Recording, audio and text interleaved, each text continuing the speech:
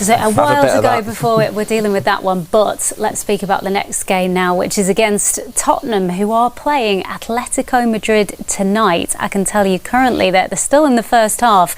They are 4-1 down. They were 4-0 down, Tomo, after 22 minutes. They are in free fall at the moment. Yeah, it's troubled times, isn't it? You don't like that. I don't like to see it sort of any time, but they have sort of had a lot of mismanagement, and they've struggled. They're a good, loyal fan base who it's toxic at the new stadium, and I just look at it. It is a difficult time for Spurs, and we need to capitalise it on the weekend. Yeah, we can see just how difficult a time it is by taking a look at the bottom of the Premier League table as it stands at the moment. They are 11 Premier League games without a victory, Mel's. They sit 16th, but so in the mix there with that relegation battle now. Yeah, I think they're the worst team in the Premier League at this moment in time. They've got 9 games to go to stay in the Premier League. They play us. Then they've got that second leg against Atletico, which it sounds like they're out of. Then they've got Forest and the international break. There are questions being asked if they're going to change the manager again, because it'll be 7 games to go when they come back. I mean, look at that run of results. It's awful. They've not even looked like winning many of them games.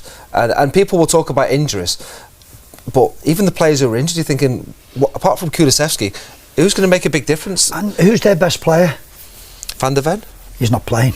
Suspended. Sent off, didn't he? Romero's back. Romero's back from suspension.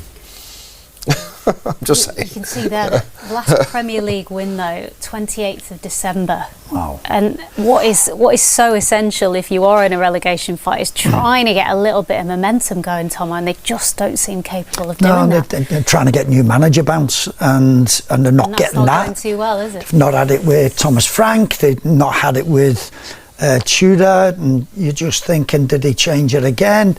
There's 7 games to go after that international break, and that's where they'll get tested. Because if they get beat by Forest before it, that's I think the big one. We just got to take care of ourselves. We've got to make it really horrible for them, and they're fragile.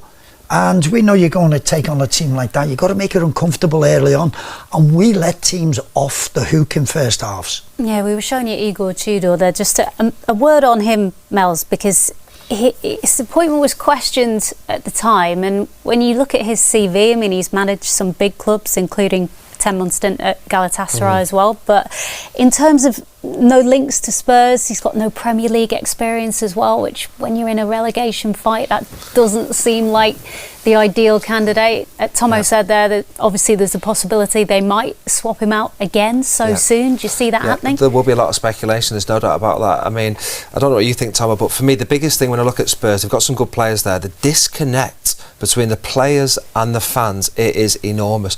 And whether they can bring somebody in who the fans would take to, this lad who's come in, I've got to be honest, he's never been in the Premier League, so we didn't know a great deal. It wasn't something that really got the fans excited and they could connect and go, yeah, we're right behind him. And it was a really strange appointment. So if they are to get to change again, which is possible, they might not, they need to get someone who will connect with the fans, because they're so disconnected at the moment and they're fearing the worst. They really are. One of the worst things that he's done is he's complained about the players. To the press, he's gone against them, and you go, you've been there 3 games, and you want to try and keep them on your side, so you try and sort of give them a little bit of sort of toffee, and you're a good player, and we're all good players and everything behind the scenes, but to just call them out, I just thought was wrong. But as you say, just the fit didn't seem right when he first came in. It's almost 50 years since they last got relegated, Mel's, 1977. Can you honestly see it happening this season? It's one of those where it feels unthinkable, but everyone gives the same answer as yourself. Definitely. We've just played these teams, played West Ham, and they had to go. They created some chances at Anfield. Forest gave us a proper game. So you're looking at Leeds at home. Can you see them going down? I'm not sure. Do you think, Neil, that they may feel better coming to Anfield? Because of that pressure playing at home in that beautiful new stadium. It's been hard for them. It's been like a millstone round the necks for them.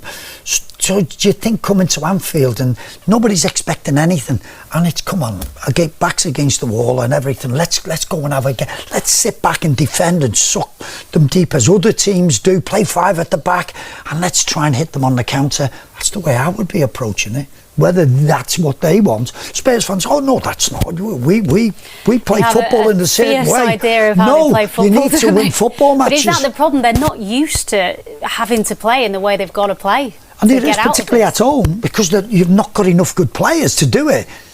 And they're trying to play that way at home, and it's not they haven't got the players to play like that. OK, listen, it has been a pleasure being in both of your companies tonight. That is all we've got time for this evening. It is back, as we say, to Premier League action at the weekend. The visit of Spurs to Anfield. Matchday Live with you from 3:15 on Sunday ahead of the 4:30 kickoff. Tomo is back with us for that one, and he will be alongside Martin Kelly.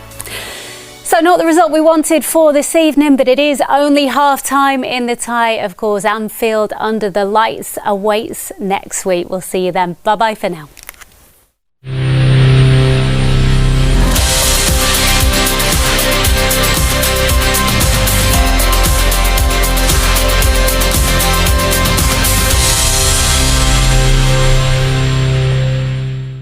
The away allocation, so around about 8,000 fans, we think, Miles, for that one. We'll have that all end, probably. Yeah, Mike said there, we've had success in away games in the FA Cup against City. I don't know if I believe that you've got to beat the best to be the best, because I feel as though you need luck to win a trophy. And for me, I'm happy to play City at Anfield or in the semi-final or at Wembley. Away, it becomes a lot tougher. And that was the one game we wanted to avoid. Port Vale at home was the ideal one, wasn't it? When we were playing them at the Etihad, though, Neil, last time, we were Premier League champions going there, and it was Man City were absolutely fired up. They came out of the blocks. I just think the boots will be on the other foot. It's 3 days before the Champions League quarter-final. They'll have Bayern Munich at home, we'll have PSG away. Anyway. Oof. Well, not the result we wanted in Istanbul tonight, was it? But it is only half-time in the tie, if you like. Galatasaray 1-0 up at the moment, thanks to Mario Lemina's 7th-minute header. Liverpool coming very close to scoring on a number of occasions. And they did have that 70th-minute equaliser ruled out for an Ibu Konate handball. That after a bit of a scramble, wasn't it, in the penalty area. That was the first of 8 last 16 first legs taking place this week in the Champions League. 3 games are kicking off very shortly across the continent. One of the favourites, Bayern Munich, are in Italy to face Atalanta. Newcastle host Barcelona at St James's Park this evening. And Liverpool's next opponent, Spurs, in the Premier League, of course, struggling badly domestically. They are away tonight to Atletico Madrid. Tomorrow night sees Premier League leaders Arsenal go to Bayer Leverkusen. That one is the early kick-off. It's Paris Saint-Germain versus Chelsea.